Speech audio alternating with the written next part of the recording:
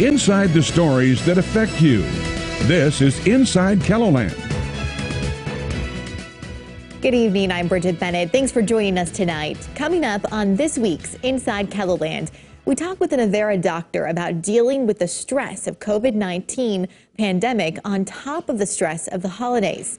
Plus, we'll hear from downtown Sioux Falls about the importance of shopping local this holiday season, especially with how hard local shops have been hit by that pandemic. Joining us now is Dr. Matt Stanley, a psychiatrist with Avera Health. Thank you so much for joining us tonight, Dr. Stanley. Thanks, and I really appreciate being here today. Now, the holidays are already a stressful time for many people, of course, but add the holiday season and the stress of the pandemic together, it's a lot for everyone to try and stay sane right now. What advice do you have for people who might be feeling some of that stress? Yeah, I think there's many different directions we're feeling stress from, very unique to this year. Holidays, as you said, are always stressful, but I think in the midst of this COVID pandemic, there are a few things that we should be especially attentive to. And I think one of those is to enter the holiday season with a realistic expectation. I think we all often struggle with having the perfect holiday, unrealistic expectations, and this year is going to be more trying in that area than usual. For instance, just the idea that we need to be with all of our family members, that's going to pose significant challenges. So I think we need to plan ahead and talk with our family members and establish a plan that everyone's comfortable with. One thing I've noticed as I work with patients here, there is just a full spectrum of differences in how anxious people are about becoming ill and about the pandemic itself. Now, for those people who might be struggling with those changes in what their holidays could look like this year, what are some ideas on ways that people can still enjoy some of those traditions that they love, even though they might look a little different this year? Yeah, I think if you haven't embraced different ways of getting together, like a Zoom meeting or iPhone exchange, something so you feel like there's more presence than just a phone call. And I think to get the family together and plan ahead and acknowledge that things will be different this year than they've ever been. I think there's a lot of financial stressors that are out there. More people are out of work than usual. So perhaps instead of everyone buying a gift, it's more of a gift exchange this year so we can keep our finances in a little better control. But I think on the flip side, we have to make sure that we are getting connected. The holidays is a time when everyone feels a need for companionship. And maybe one of your gifts to someone is to reach out to them and reestablish a connection or make sure that they have someone to talk to and share the holidays with, even if it's virtually. Now, we're getting toward a long way into this pandemic. We've been doing this for many, many months now. Do you think there's more people who are struggling with mental health issues due to the pandemic right now, especially during the holiday season? I definitely do. And, you know, all the journals and articles that I read, and I'm sure you read as well, indicate that all studies are showing increase in things like suicidal ideation, substance use, increased depression. I think this is the next wave of the pandemic, if you will. People are still somewhat cautious about seeking treatment, still concerned about being out or around others. So I think we're going to only see this increase, that we will have perhaps numbers we've never seen before. So it's tremendous concern for us, and I think one of the messages I want to make clear today is help is still available, and please reach out and seek assistance. The earlier you can intervene if you're struggling, if your anxiety is higher, if your depression is worse, the earlier you can intervene, the better the outcome typically. And what are some signs if someone out there is concerned about a loved one and how they're handling the stress of the holidays and the pandemic? What are some signs that they should look for that maybe someone isn't doing so well right now?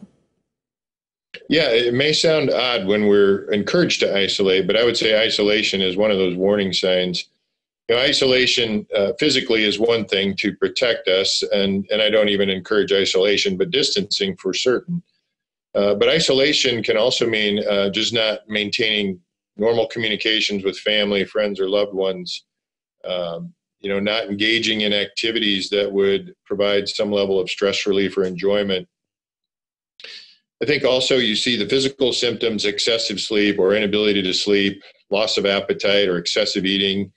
So any of those physical signs that have swung too far one way or the other.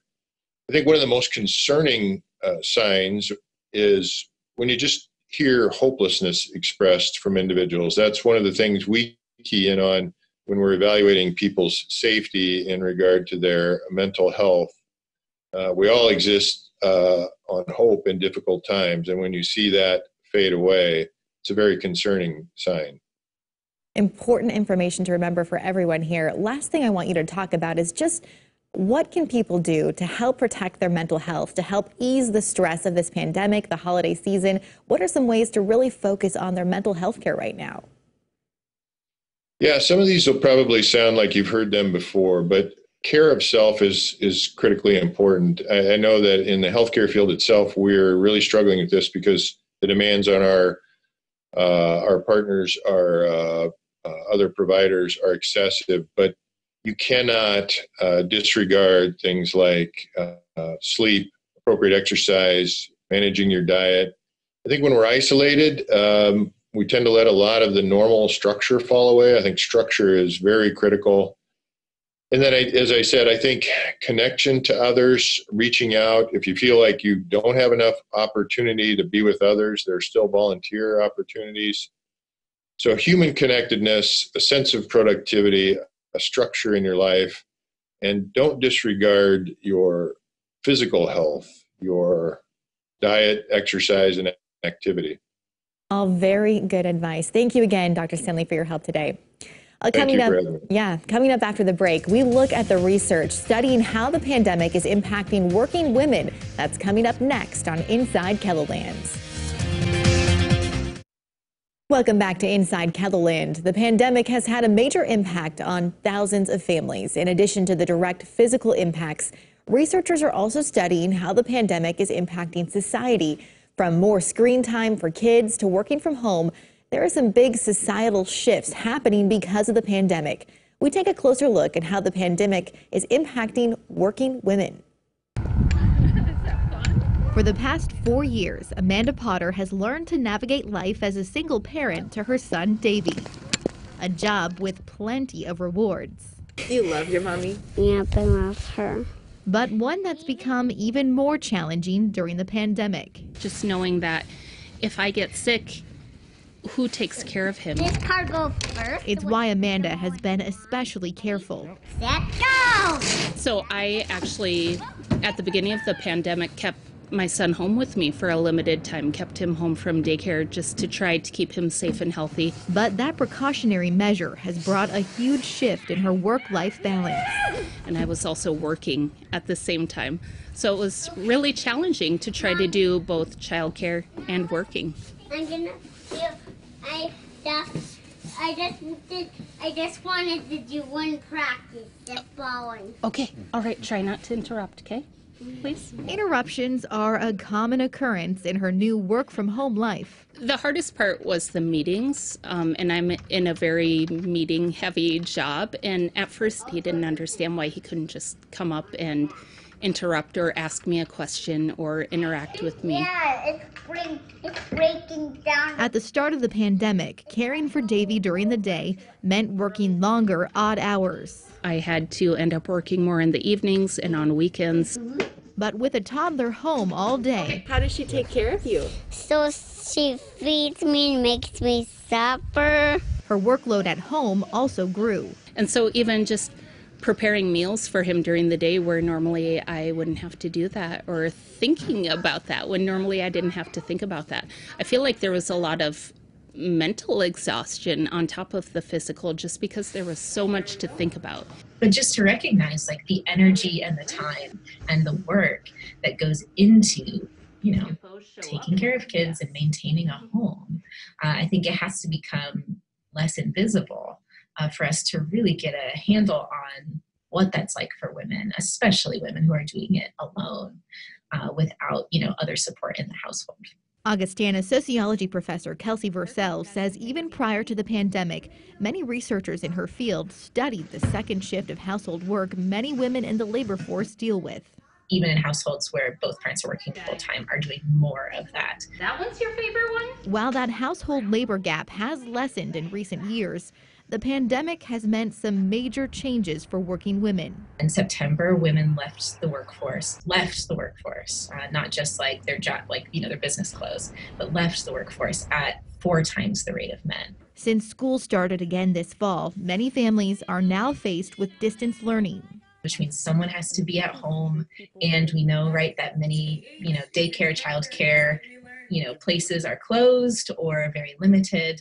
And so it really looks like women are leaving jobs to meet that gap and leaving their jobs at much, much higher rates than men are. Sometimes I think about daycare and my friends, and I miss them when I leave daycare when it was time to go home. Now Davy is back in daycare, allowing Amanda to focus on working from home, which is getting easier. Just having a really supportive job was key, and having coworkers who are going through the same thing, bosses who are going through the same thing. Professor Vercel says that isn't the case for many working moms. A lot of women are employed in service industry jobs where things like working from home are just not possible. From retail to daycares, service workers and assistants, many fields largely occupied by women are some of the hardest hit by the pandemic and some of the lowest paying jobs. If we're looking at a couple and you have 2 earners in the couple, oftentimes women are making less than what their husbands are making. Vercel says that was likely a deciding factor when faced with the choice of who stays home with the kids. But now she and other sociologists are concerned about the potential long-term impacts. The progress that has been made over the last several decades, how much is this going to put us back as far as women really, attaining high levels of career success? And then what that's going to mean for inequality in the labor market for decades down the road. Here we go. Go! While the pandemic's outlook on women in the workforce may be bleak, Amanda says there are some positives she's gained from this experience. But I think the biggest thing that has changed is that while I still have a lot more work and a lot more stress, I've learned to ask for help and to find ways for people to help me. Support she hopes working women will continue even after the threat of COVID is gone. A video. Now, Vercel says sociologists are actively studying the continued impact the pandemic is having on working women and families. Its data will know much more about over the next decade. Still to come on Inside KELOLAND, we talk with doctors about the multisystem inflammatory syndrome and introduce you to one of the area's youngest patients. That's next. Welcome back. Most children have minor symptoms when they catch COVID-19. Many are even asymptomatic. But within a month after mild or no symptoms at all, children can develop a serious illness called multisystem inflammatory syndrome. While rare, the disease was first reported in South Dakota in a child in June. KELOLAND News has learned that approximately 15 children have ended up in Sioux Falls hospitals with this frightening illness. Most were treated in intensive care. KELOLAND's Angela Kennecke introduces you to one of the youngest patients and why his parents say it's so important people be aware of the symptoms. 2.5-year-old Henry Frichte is back on his northeast South Dakota farm and back on his bike. But last month, this was Henry in Avera McKinnon's pediatric ICU unit. Henry is typically a picture of health, but he got sick fast. Super uncomfortable. Really didn't want to be touched. Henry's parents thought it may have been an appendicitis or meningitis. They took him to the doctor 4 times in 1 week. Their last trip was to the Brookings emergency room. Henry was then sent by ambulance to Avera McKinnon in Sioux Falls, where he was diagnosed with multisystem inflammatory syndrome. Henry, they said, was the 4th case that they had at the hospital. It doesn't just attack kids that have bad immune systems. I mean, Henry's never been sick, which I think was a blessing for us that we took him in a lot because we just knew something was wrong. This is a completely new syndrome. So we are still learning about it. The body just goes, just haywire. The body gets itself prepared to fight this viral infection. And in doing that, it gets, in a way, over-prepared. And as it fights that virus, in a way, attacks itself. In Henry's case, his parents suffered mild cold-like symptoms from COVID-19 in mid-October. Our kids did not get sick at all, at all. And so we thought, nothing of it. But 1 month later, Henry developed his severe symptoms. The little ones that do get sick, they get very sick. And we just don't know who is that going to be. Avera McKinnon, as well as Sanford Children's Hospital, have seen their share of cases. It typically starts with a fever. And then you can see a lot of abdominal pain, belly pain, vomiting, diarrhea. Some children can have rashes on their chest and belly. Usually they're pretty tired. Most children, like Henry, recover quickly with IV treatments and steroids. However, there can be complications. Out of the nearly 1,300 children who've had the syndrome nationwide, 23 have died. And the heart seems to be giving us the most trouble. There's inflammation in the heart, and most of our kids are needing to get transferred to the ICU, and they're having difficulties with, managing their blood pressure. So some of them are needing to be on blood pressure medications and medications to help the heart.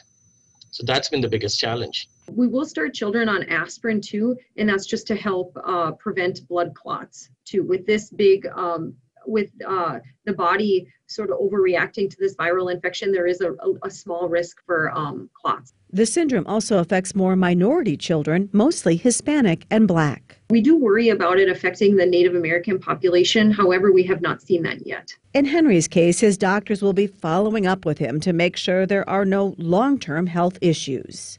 Are you worried about any long-term effects? That's a great question. Don't know yet. We have to see how these kids look. Some, months, maybe years down the line. As each day goes on, he kept getting better and better. And I would say this week, again, he's running like normal, and he's got his strength back and everything. So got a sense of humor back. Yeah. Henry's parents never imagined one of their children would get sick like this, which is why they wanted to share his story. We really need to talk about it more, because the earlier you catch it, the less chances you are of having any long-term effects from it. I would have never thought that our healthy 2.5-year-old would be one that got a rare disease and is part of a learning experiment for the world. Yeah. So it's kind of crazy, but we do want to spread awareness about it.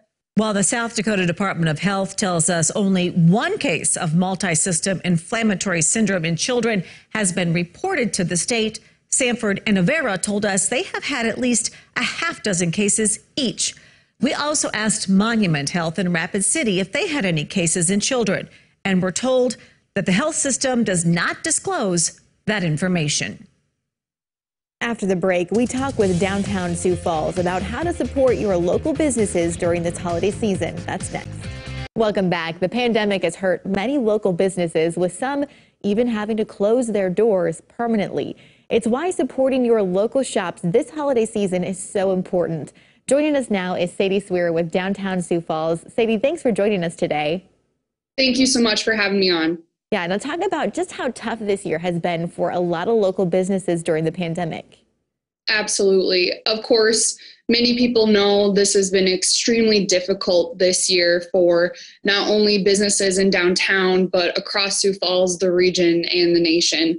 But after seeing many businesses getting creative, of course, pivoting and really enjoying people supporting them throughout the whole entire year, this holiday season has become extremely important, really make it or break it for most businesses. Of course, the fourth quarter, the holiday season, is vital to a lot of businesses, retailers, restaurants, breweries, bars, on a normal year.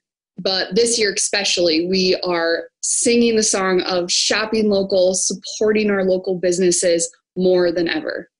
And I know a lot of those businesses, you walk around downtown, you can see they're doing everything they can to make people feel comfortable and safe while shopping. Talk about some of the things, a lot of their things these businesses are doing to make it safe for their customers to come shop. Of course. Well, with the citywide mask mandate, many businesses will require the mask upon entry, and many businesses have complimentary masks and, of course, hand sanitizer in all of these locations. You'll see in many retailers, they'll have some kind of small table or setup right next to the door with masks, with hand sanitizer right there. You'll also see in some of these restaurants, you wear your mask into the building itself until you sit down at your table and you can stay in that area and enjoy that. You'll see some restaurants, some locations, social distancing those tables.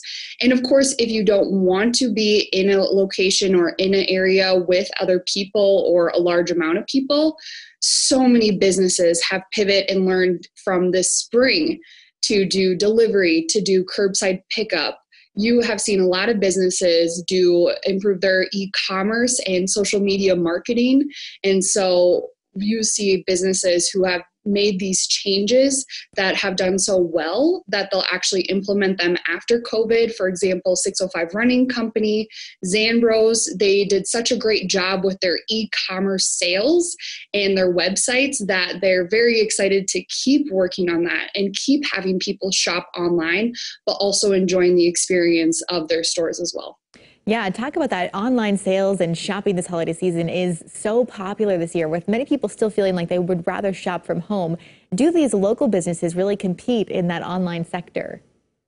Yes, this year, after most years, of course, downtown Sioux Falls is a wonderful location to walk around, and the customer experience that you'll have in these stores are unmatched at big box stores or online shopping. But trying to translate that to online has been actually a very easy pivot for a lot of these businesses. And that is because they still have incredible customer service on their online stores for their curbside pickup.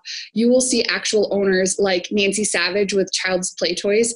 If you were doing online orders, you would usually find her or her daughter doing the deliveries and making sure that they personally thank you for your support and for getting those presents and those toys from their shop. And so you'll still have some great customer service, but some wonderful, unique products that you won't find at other locations. So we're coming off one of the biggest shopping weekends of the year, which of course is Black Friday, Small Business Saturday, but a lot of businesses were competing with those big box stores on Cyber Monday as well.